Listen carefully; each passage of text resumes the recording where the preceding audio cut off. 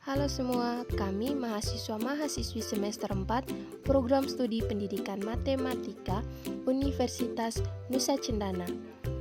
Kali ini, kelompok kami akan menjelaskan mengenai prinsip-prinsip anti korupsi. Kelompok kami sendiri beranggotakan yang pertama Arcelia Grace Pora Katoda, yang kedua Hebersan Eunika Faot, yang ketiga Lutwiani Dede Gansa, yang keempat Melani Kurniawati Lobo, yang kelima Patricia Visita Inalajar, yang keenam Cesarius Erisanto Heli. Oke, selanjutnya kita masuk ke pembahasannya. Pada dasarnya, prinsip-prinsip anti korupsi terkait dengan semua objek kegiatan publik yang menuntut adanya integritas, objektivitas, kejujuran, keterbukaan, tanggung gugat, dan meletakkan kepentingan publik di atas kepentingan individu. Dalam konteks korupsi, ada beberapa prinsip yang ditegakkan untuk mencegah terjadinya korupsi. Di antaranya yang pertama, akuntabilitas. Akuntabilitas adalah kesesuaian antara aturan dan pelaksanaan kerja. Semua lembaga mempertanggungjawabkan kinerjanya sesuai aturan mana baik dalam bentuk konvensi, de facto maupun konstitusi de jure, baik pada level budaya, individu dengan individu, maupun pada level lembaga. Dalam pelaksanaannya, akuntabilitas harus dapat diukur dan dipertanggungjawabkan melalui mekanisme pelaporan dan pertanggungjawaban atas semua kegiatan yang dilakukan. 2. Transparansi. Transparansi menjadi pintu masuk sekaligus kontrol bagi seluruh proses dinamika struktural kelembagaan. Dalam bentuk yang paling sederhana, transparansi mengacu pada keterbukaan dan kejujuran untuk saling menjunjung tinggi kepercayaan, karena kepercayaan, keterbukaan, dan kejujuran ini merupakan modal awal yang saling berharga bagi semua orang untuk melanjutkan hidupnya di masa mendatang.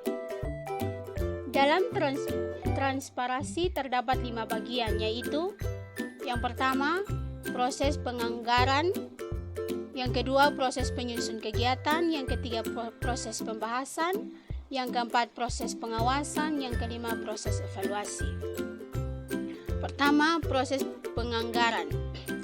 Proses ini dikatakan baik karena penganggaran dalam sebuah kegiatan bersifat transaksi dengan memberitahukan dana yang diperoleh, dana dikeluarkan serta sisa dana dari kegiatan tersebut. Proses penganggaran bersifat bottom up, mulai dari perencanaan, implementasi, laporan pertanggungjawab, dan penilaian terhadap kinerja anggaran. Yang kedua, proses penyusunan kegiatan. Penyusunan kegiatan sistematis atau teratur secara rinci mengenai waktu dan tempat. Di dalam proses penyusunan kegiatan atau kelompok pembangunan terkait dengan proses pembahasan tentang sumber-sumber pendanaan dan alokasi anggaran. Yang ketiga, proses pembahasan. Pembahasan dilakukan agar tidak terjadi kesalahan komunikasi dan diharapkan mendapatkan dukungan dari semua pihak. Yang keempat, proses pengawasan. Proses pengawasan dalam pelaksanaan program dan proyek pembangunan berkaitan dengan kepentingan publik, dan lebih khusus lagi adalah proyek-proyek yang diusulkan oleh masyarakat sendiri. Yang kelima, proses evaluasi. Proses evaluasi ini berlaku terhadap penyelenggaraan proyek dijalankan secara terbuka dan bukan hanya pertanggungjawaban secara administratif, tapi juga secara teknik dan fisik dari setiap output kerja-kerja dan pembangunan.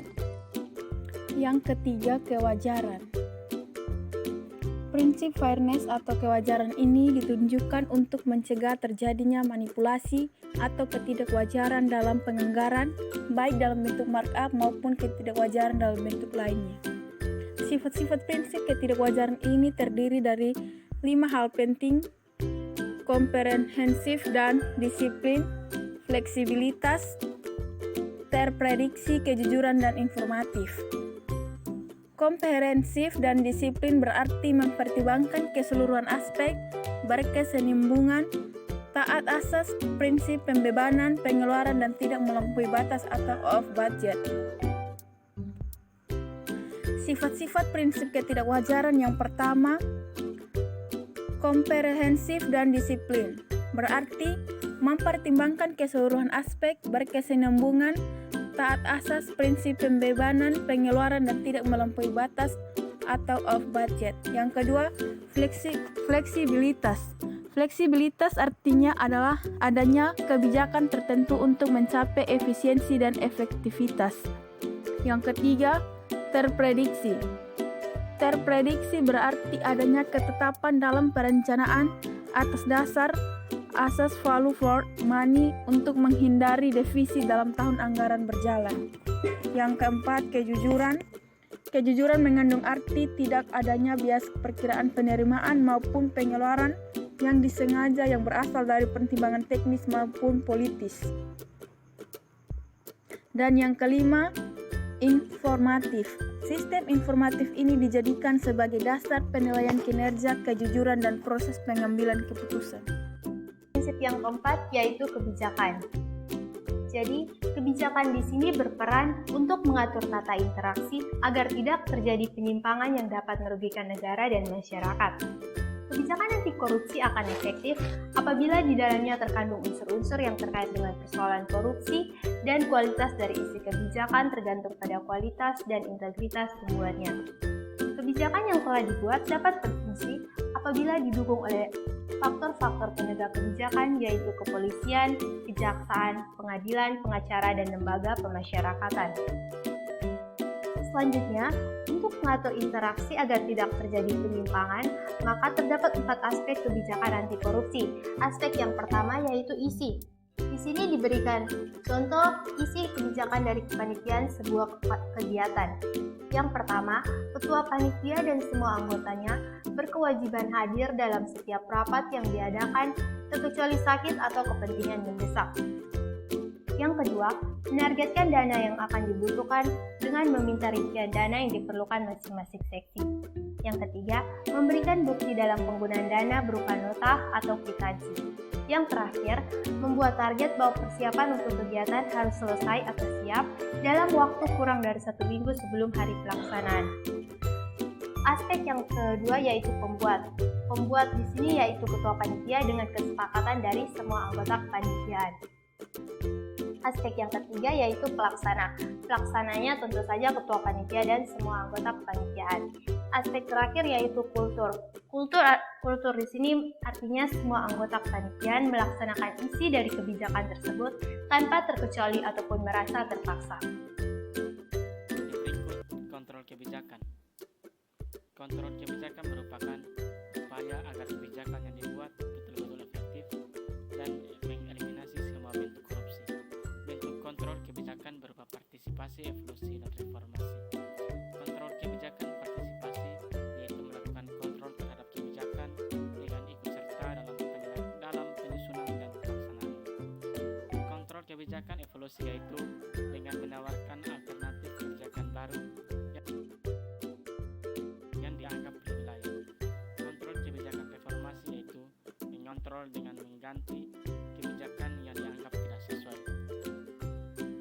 3 model kontrol kebijakan yang dapat dilakukan yaitu partisipasi, evolusi, dan reformasi. Partisipasi, semua anggota kepanitiaan dalam berpartisipasi dalam mengontrol kebijakan yang telah dibuat. Kedua, evolusi dilakukan oleh semua anggota kepanitiaan tanpa terkecuali dapat memberikan ide atau masukan alternatif kebijakan baru yang berguna untuk sesuai dengan situasi dan kondisi. Yang ketiga, reformasi. Pergantian atau reformasi kebijakan yang baru dapat dilakukan sesuai dengan yang diusulkan serta kebijakan baru tersebut telah mendapat persetujuan oleh anggota kepanitiaan lainnya. Oke deh teman-teman, itu merupakan penjelasan mengenai prinsip-prinsip anti korupsi. Semoga video kali ini bermanfaat bagi teman-teman. Dan terima kasih banyak buat teman-teman yang sudah menonton video kami. Nantikan video kami selanjutnya ya teman-teman. Jangan lupa di like, comment, and subscribe.